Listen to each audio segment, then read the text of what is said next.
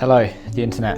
Max here from Handmade Eggs. Today we're going to talk a little bit about tail pads, what they are, why you might need them. So tail pad here is it's a traction pad. Okay, it's for grip. It's as an alternative to your wax at the back of the board. Normally, some people do have them further forwards. Some people in this world put them all over the board. What is it? It's a piece of foam. It's an adhesive that sticks onto your board. It is for grip. If you are in the top 5%, 1% of surfers who really need this. Do you really need a tail pad on the back of your board? The short answer is no. What they are for is to find the end of the board during a very high performance turn, and potentially on certain landings of airs where you might slip off the back of the board, or takeoffs when the board is really at a far angle and your leg is also at a far angle. That stops that last little bit of slipping on the board. If you're not that person, you probably know about that. The other reason that you might want a tail pad for awareness of where your foot is.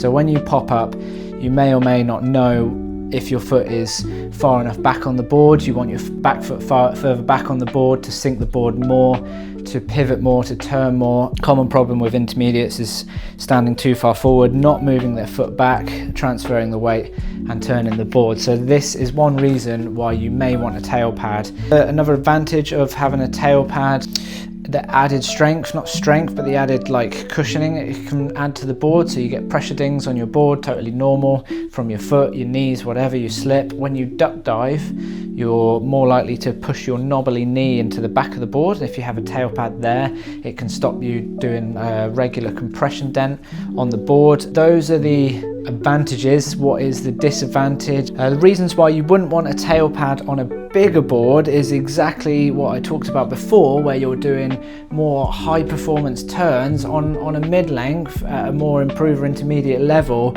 You won't be doing those high performance turns, and the board isn't going to allow you to get that radical into a turn anyway. It's less necessary. It's less likely that you're going to slip off the back of the board. I personally have not ever missed it on bigger boards like the Scrambled or the Royale, and you can see from this video that Willow's able to achieve a really nice turn without the need of a tail pad there. Same with fishes. People argue that you don't need them because they're surfed a little bit more off the front foot. It's more of a looser, cruisy, flowy board. You're getting less really on the rail of the board, and also people really don't like the aesthetics of a tail pad on a fish. It's a no-no in a lot of people's eyes. So that's the other reason you may not want it on a mid-length, because it may ruin the nice aesthetics of just a nice, beautiful, clean board. So that's totally personal. That wraps it up. Just show you, just because it's nice. My new board for myself, and I've just put a tail pad on it, which you can see in the other video. It's a twin fin, and obviously I've gone for a white tail pad, so I'm hoping to get those vertical turns maybe even today. I'm gonna go wax it up. See you later.